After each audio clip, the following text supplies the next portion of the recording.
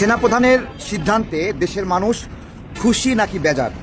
খলিলুর রহমান আর প্রধান উপদেষ্টা কার্যালয়ের প্রিন্সিপাল স্টাফ অফিসার, যেটা নিরাপত্তা বিষয়ক, এই দুইজন আমেরিকার ষড়যন্ত্রের এই করিডোর নিয়ে যে ষড়যন্ত্র এবং এই যে খলিলুর রহমানকে আমেরিকা থেকে উড়ে এনে নিরাপত্তা উপদেষ্টা বানানো হলো এবং এই দুইজনের যে স্বৈরতান্ত্রিক সিদ্ধান্ত আমেরিকাকে বাংলাদেশে ঢুকানোর যে একটা পায়তারা, সেই পায়তারা ভেস্তে গিয়েছে এবং সেনাবাহিনী আজকে স্পষ্ট করে বলেছে যে এই ধরনের করিডোর তারা মানবে না।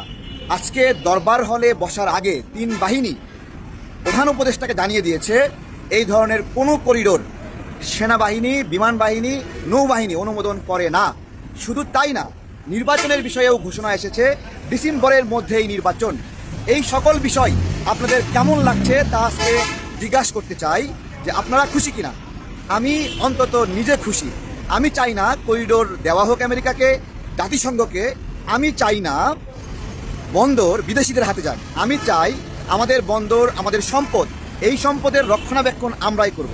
একটা ছোট ব্রিজ বিদেশি কোম্পানি দিয়ে করিয়ে নেওয়া আর বন্দর দিয়ে দেওয়া এক জিনিস না। কিন্তু বন্দর কিন্তু করিয়ে নেওয়া হচ্ছে না, বন্দরের কর্তৃত্ব, ম্যানেজমেন্ট দিয়ে দেওয়া নিয়ে প্রশ্ন করা হচ্ছে।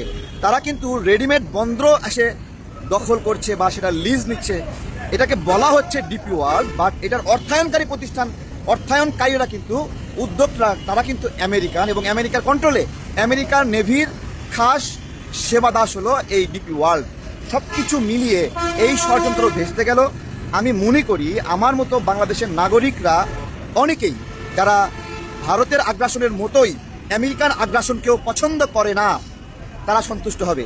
আর যারা ভারতের আগ্রাসন থেকে বাঁচিয়ে আমেরিকার হাতে তুলে দিতে চায়, তারা কি জানে যে ভারত এবং আমেরিকা একই পারপাস সার্ভ করে এবং এই দক্ষিণ এশিয়ায় আমেরিকা এমন কিছুই করবে না যা ভারতের জন্য ক্ষতির কারণ হয়। এই সকল কিছু মিলিয়ে আজকে একটু স্বস্তির নিঃশ্বাস ফেলছি। আমরা একটা প্রোগ্রাম করেছি বন্দর এবং করিডোর দেব না। আমরা বিরোধিতা আসে, আমেরিকার বিরুদ্ধে বলতে দিতে চায় না, ভারতের বিরুদ্ধে বলতে দিতে চায় না, এমন পরিস্থিতি আমাদের পড়তে হয়। তো সব কিছু মিলিয়ে আমি আজকে খুব ভালো থাকবো। আমাদের সেনাবাহিনী, বিমান বাহিনী, নৌবাহিনী যে সুখবর দিয়েছে, কোনো ধরনের করিডোর তারা সমর্থন করে না, অনুমোদন দেবে না, এই বিষয়ে একটা স্বস্তি।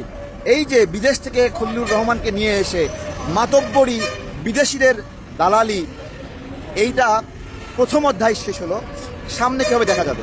অনেকে বলছে যে করিডোর নিয়ে আলোচনাই হয়নি এবং এই খলিলুর রহমানও বলেছে করিডোর নিয়ে আলোচনা হয়নি। তাহলে পররাষ্ট্র উপদেষ্টা বললো কেন? ডক্টর ইউনূসের ফেসবুক পেজে যেই লেখা পোস্ট করা হয়েছে সেখানে করিডোর বিষয়ে স্পষ্ট ইঙ্গিত আছে। আপনারা দেখেন না, ওই প্রশ্ন উত্তরগুলো দেখেন। সুতরাং করিডোর আলোচনাটি ভুয়া, এই আলোচনাটি হয়নি, এটাই একটা মিথ্যাচারিতা, এটাই একটা ফটকাবাজি। আজকে সেই সমস্ত ফটকাবাজির জবাব দিয়েছে দেশপ্রেমিক তিন বাহিনী, সেনাবাহিনী, নৌবাহিনী, বিমান বাহিনী। ধন্যবাদ আপনাদের। আপনারা আছেন বলে আমরা একটু ভরসা পাই। পুরা বাহিনী কখনো নষ্ট হয় না, নষ্ট হয়নি, তার প্রমাণ আমরা আজকে পেলাম।